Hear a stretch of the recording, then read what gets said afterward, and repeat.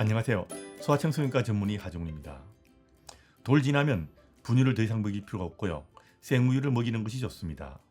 만일 모유를 먹이는 경우는 두 돌 지나서도 모유를 먹일 수 있지만 만일 모유를 돌이 지나서 더 이상 먹지 않는다면 역시 생우유를 먹이는 것이 좋습니다. 돌부터 두 돌까지는 우유에 포함된 지방이 두뇌 발달과 아기의 성장 발달에 중요하기 때문에 저지방 우유가 아닌 보통 우유를 먹이는 것이 일반적입니다. 그리고 두 돌부터는 저지방 우유나 무지방 우유를 먹이는 것이 권장됩니다. 두 돌 이상인 어른도 마찬가지로 저지방 우유나 무지방 우유를 먹는 것이 좋습니다. 그런데 최근 지침이 조금 바뀌면서 돌부터 두 돌까지는 보통의 생우유에 2% 지방을 가진 저지방 우유도 먹일 수 있게 바뀌었습니다. 그리고 두 돌부터 저지방 우유나 무지방 우유를 먹이는 것은 마찬가지입니다. 여기서 잠시 저지방 우유에 대한 설명을 드리겠습니다. 정확하게 말하자면 저지방 우유란 것은, 다시 말하면 로우팻 밀크란 것은 1% 지방 함량을 가진 우유를 말하는 겁니다. 그런데 우리나라에서 흔히 저지방 우유라고 불리는 2% 지방 함량을 가진 우유는 로우팻 밀크가 아니고요. 리듀스 팻 밀크라고 합니다.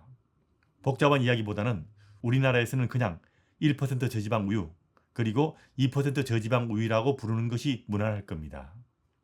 다시 설명을 드리면 돌부터 두 돌까지는 보통의 생우유나 2% 지방 함량을 가진 리듀스 팻 밀크인 2% 저지방 우유를 먹이는 것이고요. 몸무게가 잘 늘고 음식을 충분히 제대로 먹고 있다면 두 돌부터는 1% 지방 함량을 가진 로우팻 밀크인 1% 저지방 우유나 지방이 없는 무지방 우유를 먹이는 것이 권고됩니다.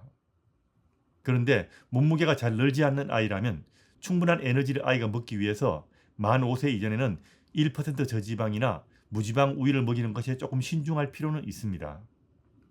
물론 이런 경우에도 견과류나 불포화 지방 같은 기름 종류를 충분히 먹을 수 있고 음식도 충분히 먹을 수 있다면 1% 저지방 우유나 무지방 우유를 사용해도 됩니다. 몸무게 증가에 대해서 좀 더 신경을 써야 된다는 이야기입니다.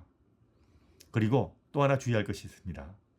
아기가 과체중이거나 과체중이 될 위험성이 있거나 체중의 증가가 출생 시에 비해서 너무 빠르거나 가족력상 비만이나 고혈압이나 심장병의 가족력이 있는 경우는 돌부터 두 돌까지 보통의 생우유가 아닌 2% 저지방 우유를 먹이는 것이 더 좋을 겁니다. 우유는 아기들에게 필수로 먹어야 할 음식이라고 생각하세요. 물론 어른들도 하루 2컵 정도의 우유는 꼭 먹는 것이 좋습니다. 어른들의 경우는 1% 저지방 우유나 무지방 우유를 먹는 것이 중요하고요. 하루 2잔 정도 우유를 먹는 것은 건강한 노후를 위해서도 중요하다는 것 꼭 기억해 두시기 바랍니다.